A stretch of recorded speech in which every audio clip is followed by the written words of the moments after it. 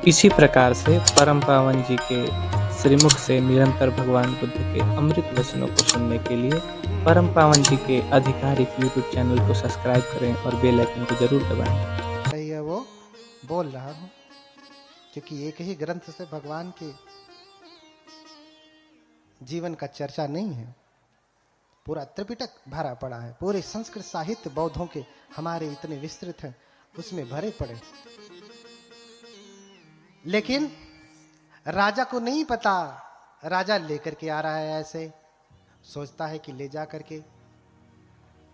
जा करके ऋषि के चरणों में रख दूं, ऋषि आशीर्वाद देंगे। लेकिन जब ऋषि देखते हैं कि अरे ला रहा है, मेरे चरणों में बच्चे को रख देगा, तो घबरा जाते हैं, स्वयं आसन से उठ जाते हैं और गोद में ले लेते हैं। क्यों? क्योंकि जानते हैं ये दिव्य पुरुष हैं। फल ये मुद्धा खलुतापसस पग्गह्य सो अंजलि उत्तमस। जानते हैं कि अगर इसने बच्चे को मेरे पैरों में लेटा दिया तो मेरा सर 7 टुकड़ों में बट जाएगा। 7 फल ये मुद्धा खलुतापसस, मुद्धा फलति सत्तधा, 7 भागों में पट जाएगा। इसलिए पग्गह्य सो अंजलि उत्तमस। उठ करके स्वयं हाथ जोड़े जोड़े जाते, अरे ना ना ना ना, पैर में मत रखना, पैर में मत रखना।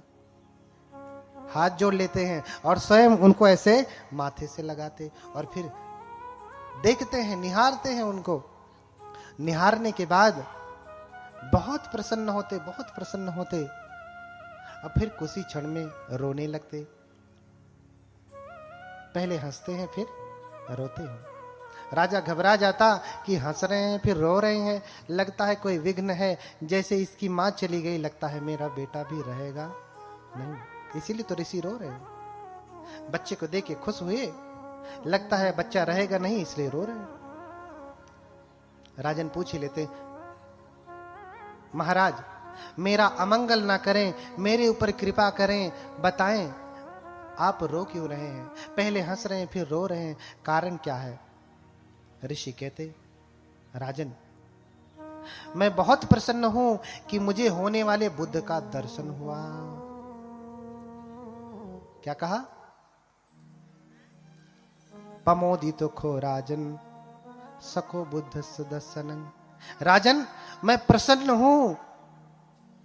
ये जो श्लोक हैं सब त्रिपिटक से हैं, अपने मन से गढ़ के नहीं कह रहा हूं,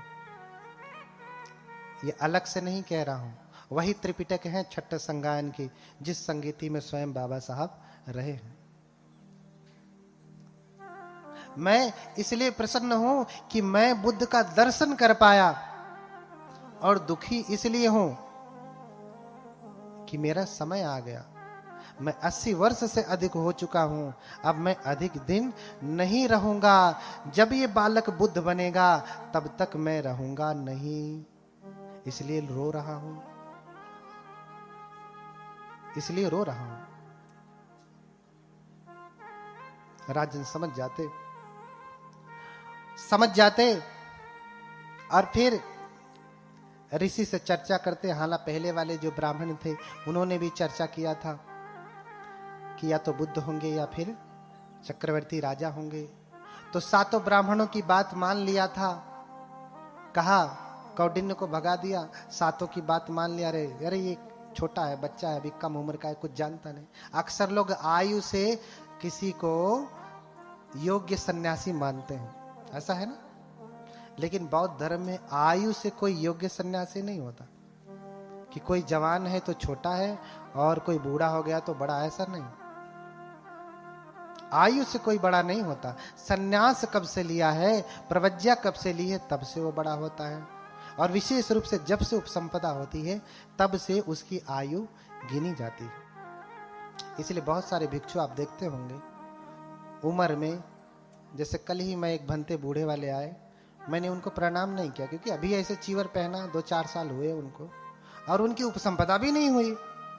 एक तो सन्यासी मुझसे बाद बने हैं, दूसरे उनकी उपसंपदा ही नहीं हुई है, यानी प्रमाणित ही नहीं हुए कि ये भिक्षु हैं। मुझसे छोटे ही हैं। मैंने प्रणाम नहीं किया तो एक उपासक कह रहे, अरे ये बड़े अहंकारी लगते हैं, इन्होंने प्रणाम नहीं किया। बड़े बूढ़े बुजुर्ग हैं, उनको प्रणाम करना चाहिए उठकर। हमने कहा शरीर को प्रणाम थोड़ी नहीं होता है। मुझसे नहीं कहा, उपासकों से कहा, उपासकों ने बाद में कहा।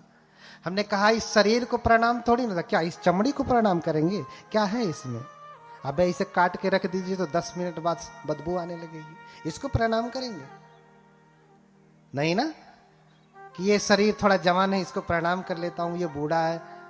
हाँ, ऐसा नहीं। शरीर को प्रणाम नहीं होता है, तपश्चर्या को, सन्यास को प्रणाम होता है कि कितने अधिक समय तक इसने अपने प्रवज्ञा का जीवन जिया है, सन्यास का जीवन जिया है, कितने समय पहले से इसने काम भोग का जीवन छोड़ा है। और जो बचपन से गृह त्यागी है, उस सन्यासी की महिमा का कहना ही क्या। यहाँ जो देख रहे हैं ना, सब गृह त्यागी बचपन से बैठे हैं। हमारे 2 भंते बैठे हैं, एक और कहीं पे इधर उधर होंगे, जो अभी गीत गा रहे थे, बचपन से हैं। और बचपन के सन्यासी का तेज ज्यादा होता है, उसका सामर्थ्य ज्यादा होता है। उसका गुस्सा भी अगर हो गया ना तो कोई बचा नहीं पाएगा। सही सन्यासी है तो मस्ती करने वाला, ऊट पटांग करने वाला है तो कुछ असर होने वाला नहीं। इसलिए जब आप आते हैं तो क्या कहते हैं, ओकाश वंदामि भंते द्वारतेन मया कत्तं सब्बंग अपराधं खमत में भंते। ये कहते हैं ना, हे भंते ओकाश दीजिए, समय दीजिए, मेरे द्वारतयेन, तीनों द्वारों से, काया वाचा और मन से जो भी अपराध हुए हैं, खमत में भंते, भंते क्षमा करें। मैंने काया वाणी और मन से जो भी अपराध किया है, हे भंते समय दे मुझे, मेरे ऊपर कृपा करें, मेरे सभी अपराधों को क्या करें, क्षमा करें। तो भिक्षु क्या कहते हैं, खम्मामी खम्मामी खम्मामी, क्षमा करता हूं, क्षमा करता हूं, क्षमा करता हूं। अभिवादनशील सनिच्चं गड्ढा पचान। हाँ, जो अभिवादनशील है उसकी 4 चीजें बढ़ती हैं, आयु, वर्ण अर्थात सौंदर्य, सुख और बल। आशीर्वाद देते हैं ऐसा। हाँ, अब आप सोचो, आप भिक्षुओं के पास आते हैं पाप छुड़ाने, पाप कटाने, अपराध की माफी मांगने। अगर वो आपके अपराध को क्षमा कर सकता तो सोचो, जब गुस्सा हुआ तो क्या करेगा? हाँ, आपका अपराध काटने की क्षमता रखता है तो फिर जिस दिन गुस्सा हुआ तो क्या करेगा? कितने अपराध लाद देगा, इसकी गणना है नहीं। और उसमें भी जब बचपन से सन्यासी है, प्रवज्जित है, भिक्षु है, तो उसका कहना ही क्या। अरे बुढ़ापे में कोई भिक्षु बनता है, घर पत्नी के साथ जो भोगना था सो भोग लिया, बच्चे का सुख भोग लिया, जब लतियाए जुतियाए भागा घर से, अब सन्यासी बना है। हाँ? अब क्या ब्रह्मचर्य का पालन करेगा? अब तो ब्रह्मचर्य तोड़ना भी चाहे तो नहीं टूट सकता, तो बूढ़ा हो गया, सारी इंद्रियां शिथिल हो गई, अभी क्या करेगा? कर सकता है कुछ नहीं। जब ब्रह्मचर्य का पालन करना था, आचरित्वा ब्रह्मचर्यम अलद्धा यो बने धनम। भगवान कहते हैं कि जब ब्रह्मचर्य का पालन करना था तब तो किया ही नहीं, करना था तब किया ही नहीं। हाँ, जीर्ण कोचे वजायंती खीन मज्जे व पल्लले, दंपति की गाता है। तो जैसे जब तालाब सूख जाता है तो बगुला पक्षी, बगुला कहाँ से मछली खाता है? जिसमें पानी होता, जिसमें मछलियां होती है ना। अब पानी ही सूख जाए तो उसे मछली मिलेगी? तो बगुला भी तो दुखी होगा ना, क्योंकि मछली नहीं मिल रही। ऐसे ही बुढ़ापे में सन्यासी व्यक्ति जब सब कुछ सूख गया, पहले ही खड़ा होकर के रोता है कि पानी तो सूख गया, मछली भी नहीं, अब कौन से ब्रह्मचर्य का पालन करेंगे? इसलिए बौद्ध धर्म में बचपन से ही सन्यास लेने का विधान है। हाँ, देखो कितनी बार आपने पांव को बदला, दादाजी लोग, पिताजी लोग। देखिए हमारे एक उपासक जी पहले ही आगे पैर फैलाए बैठे हैं, नहीं बैठ पा रहे हैं। ये ऐसा नहीं कि जानबूझ करके फैलाए, नहीं, उससे राह क्या करें, मजबूरी। अब शरीर जिसको अपना माना, जिसको मेवा मिश्री खिलाया, बतिए नहीं मानता। बोलिए भगवान बुद्ध की, उन्हीं का नहीं सबका। और वहीं हम सब देखो, बनते लोग बैठे, हम लोग बैठे, हिला हम लोगों का, हिलेगा भी नहीं जब तक कथा चलेगी। हिलेगा नहीं। तो कम उम्र से किसी के सन्यास की गणना नहीं होती, उसके सन्यास से उसकी गणना होती है। कब से वो सन्यासी, कब से गृह त्यागी। तो उसे छोटा समझ के पहले भगा दिया, ये जवान है। 7 ब्राह्मणों की बात माना था, तो 7 से पूछा, अच्छा आपने 2 बात कहा कि या तो चक्रवर्ती राजा बनेगा या बुद्ध बनेगा, तो मुझे तो बुद्ध बनने के लिए नहीं देना अपने बेटे को, मुझे तो चक्रवर्ती राजा बनाना है। तो क्या करे कि मेरा बेटा घर छोड़ के ना जाए। तो तत्कालीन ज्ञानी विद्वानों ने कहा, 7 विद्वानों ने, ब्राह्मणों ने कहा कि राजन, इसे इतना भोग विलास दे दो कि इसी में लीन रह जाए, घर छोड़ के जैब न करे। इसे इसे शराबी बना दीजिए, गजेड़ी बना दीजिए, लीन रहे इसी में, घर छोड़ के जाएगा ही नहीं। 2 तरीके से ये बातें गलत हो गई इन ब्राह्मणों की। एक तो उनका उत्तर इसलिए गलत है, क्या कोई इसलिए सन्यासी, वो स्वयं सन्यासी थे, जो 8 ब्राह्मण थे उसमें से 7 बचे हैं, वो स्वयं सन्यासी हैं। उन्होंने उत्तर दे करके अपने ऊपर प्रश्न चिन्ह खड़ा कर लिया। उन्होंने क्या कहा, राजन अपने बेटे को इतना सुख भोग दीजिएगा, इतना भोग विलास दीजिएगा, वो घर छोड़ेगा ही नहीं। और ये स्वयं सन्यासी हैं, तो क्या आपने सन्यास इसलिए ग्रहण किया कि आपको घर में भोग विलास मिला नहीं? हाँ, आपने सन्यास इसलिए लिया कि आपको घर में भोग विलास मिला नहीं, इसलिए टुटुआ रहे थे, तो चलो भैया कपड़ा पहन ले। हाँ, अपने ऊपर ही प्रश्न जो है खड़ा कर लिया। हाँ, और दूसरी बात, अगर भोग विलास दे दिया जाएगा तो घर नहीं छोड़ेगा, घर में ही रहेगा। कभी भोगी विलासी व्यक्ति चक्रवर्ती राजा बन सकता है? हाँ, कभी भोगी विलासी व्यक्ति, अरे चक्रवर्ती राजा बनने के लिए तो अखंड ब्रह्मचर्य का पालन करना पड़ेगा। हाँ, व्यायाम करना पड़ेगा, अभ्यास करना पड़ेगा, शस्त्र विद्या में निपुण होना पड़ेगा, उसके लिए भोग विलास से निकलना पड़ेगा, तब तो कर पाएगा ना। तो दोनों तरीके से उनकी बातें गड़बड़ ही हैं। कौंडिन्य की बात नहीं माना, कम उम्र का है ना, इन बुढ़उओं की बात माना। हाँ, तो राजा बनेंगे, इन्हें भोग विलास दे दीजिए। और इधर असित ऋषि भी आए हैं, देखे हैं, तो देख करके समझ रहे हैं कि ये बुद्ध बनेंगे, चक्रवर्ती बनने का कोई आसार नहीं है। असित ऋषि चले जाते, राजन इनकी परवरिश करने लगता, ये धीरे धीरे बड़े होने लगते, सारे भोग विलास की सुविधा दे देते। लेकिन ये बचपन से ही कुशाग्र बुद्धि के थे, दयालु थे, इतने दयालु कि छोटे से छोटे जीव की भी हत्या नहीं करते। कभी शिकार खेलने नहीं जाते, क्योंकि राजा तो युद्ध में पारंगत तब होता है जब वो शिकार खेलता है ना। बिना शिकार खेले वो कैसे युद्ध में पारंगत हो सकता है? नहीं हो सकता ना। लेकिन बिना किसी जीव को मारे 16 कलाओं में निपुण हुए। कौन? राजा के पुत्र।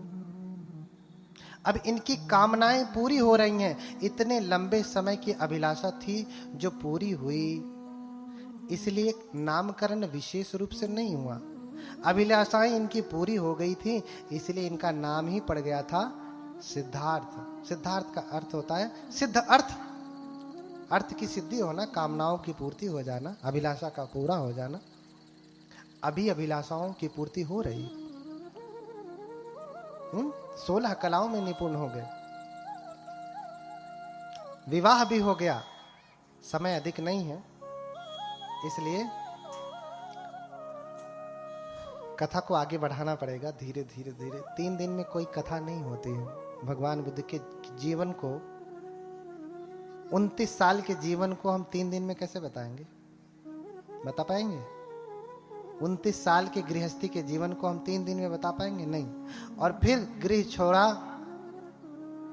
बुद्ध बने, 45 वर्षों तक उन्होंने उपदेश किया। इतने पूरे 80 वर्ष के जीवन को हम 3 दिन में बता पाएंगे? नहीं ना, बहुत समय चाहिए होगा।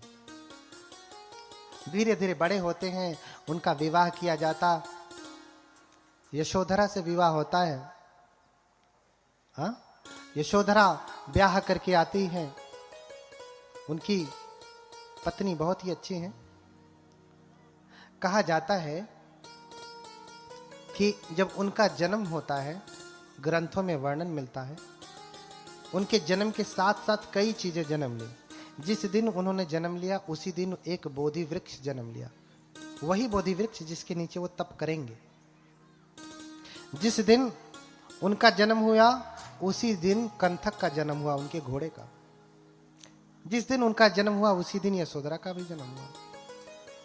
जिस दिन उनका जन्म हुआ उसी दिन कालूदाई का जन्म हुआ। जिस दिन उनका जन्म हुआ 8 घड़े सोने के रत्न जन्म लिए, मैंने निकाले राजा ने।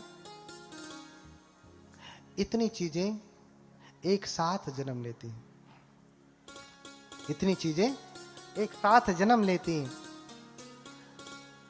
अब यशोधरा के साथ विवाह हुआ। यशोधरा भी उसी दिन जन्म ली है जिस दिन सिद्धार्थ गौतम ने जन्म लिया है। इसलिए बुद्ध के जन्मदिन पे यशोधरा का भी जन्मदिन है। क्या आप जानते हैं? माताएं जानती हैं, आपको तो जानना ही चाहिए। ये तो पुरुष वर्ग है, अपने पुरुषों को प्रमोट करेंगे। महिलाओं को जानना चाहिए। माता यशोधरा का जन्म किस दिन है? जिस दिन बुद्ध का जन्मदिन है उसी दिन किसका जन्मदिन है? माता यशोधरा का भी जन्मदिन है। इसलिए यशोधरा का भी जन्मदिन मनाएं। यशोधरा का भी जन्मदिन मनाएं। उनका विवाह हो जाता। विवाह होने के कुछ ही समय बाद उनको एक लड़का भी हो जाता। राजा सब कुछ वैसे कर रहा है जैसे 7 ब्राह्मणों ने कहा। भोग विलास सब कुछ वैसे ही दे रहा है। 3 महल बना दिए, रम्य महल, सुरम्य महल और शुभ महल। ये 3 महल बनवाए, एक सर्दी के लिए, एक गर्मी के लिए और एक बरसात के लिए। रम्यम सुरम्यम शुभम इति। रम्य, सुरम्य और शुभ, इस प्रकार के 3 महल बनवाए। सर्दी में जहां रहते वहां गर्मी में नहीं रहते, जहां गर्मी में रहते वहां सर्दी में नहीं रहते, और जहां बरसात में रहते वहां दोनों मौसम में नहीं रहते। विवाह के कुछ ही समय बाद उनको लड़का हो गया। अच्छा, जब पुत्र पैदा होता है तो पिता प्रसन्न होता है ना? प्रसन्न होता है कि नहीं? घर में लड़का पैदा होता है तो प्रसन्नता होती है ना? माता पिता जानते होंगे, बाकी लोग क्या जानेंगे। यहां कितने पिता बैठे हैं? सब पिता हैं लगभग। इधर माताएं, कितनी माता हैं जिनके बच्चे हैं? बेटी बेटा कोई भी हो, है ना? बेटा जन्म लेता है तो खुशी होती है ना?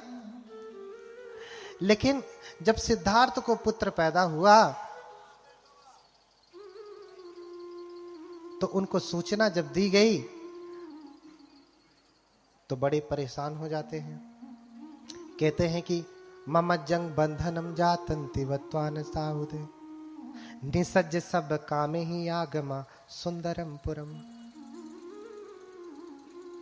जब पुत्र की खबर मिली कि सिद्धार्थ प्रसन्न होइए, आपको बेटा हुआ है, तो सिद्धार्थ प्रसन्न नहीं होते। आप ही तो क्या कहते हैं? अरे ये क्या हुआ है? राहु हुआ है, बंधन हुआ है। ममज्जंग बंधनं जातंति वत्वान तावदे। राहुल का अर्थ क्या होता है? बड़ी खुशी से राहुल नाम रखते हैं। बहुतों का नाम राहुल तो जैसे कॉमन हो गया है। हाँ, चाहे हिंदू हो चाहे बौद्ध हो, बहुत सारे लोग क्या नाम रखते हैं? राहुल। राहुल नाम रखते हैं ना? राहुल का अर्थ होता है बाधा, बंधन। और जब उन्होंने राहु कह दिया, राहुल कह दिया, तभी से उनका नाम भी क्या पड़ गया? राहुल। सिद्धार्थ का भी नामकरण ऐसे ही हुआ। अभिलाषा का पूरा हो जाना तो सिद्धार्थ हो गए, बंधन पैदा हो गया तो राहुल हो गए। ठीक है, उन्होंने कहा कि राहु पैदा हुआ, राहुल बंधन पैदा हुआ है। अरे अब मैं गृह त्याग नहीं कर पाऊंगा। बाबा साहब ने द बुद्धा इन धम्मा में लिखा है कि रोहिणी नदी का विवाद होता है और वो घर छोड़ देते। ये सिर्फ भगवान बुद्ध और उनके धम्म में इसका वर्णन। लेकिन विश्व के जितने भी देश हैं उनका कहना है कि वो 4 दृश्य देखते हैं तब घर छोड़ते हैं। हाँ, कामेन जिन्नं व्यथितं मतंच दिस्वान रूपम तिभवे विरतो। हाँ, 3 रूप देख करके वो विरक्त हो जाते हैं, फिर वो प्रवज्जित होते हैं, सन्यासी होते हैं। ध्यान से सुनिएगा, ये बड़ा गूढ़ प्रश्न है घर छोड़ने वाला। अक्सर लोग प्रश्न करते रहते हैं तो सुनाई दे रहा है, इसमें रिकॉर्ड भी हो रहा है। बार बार प्रश्न पूछ करके अपना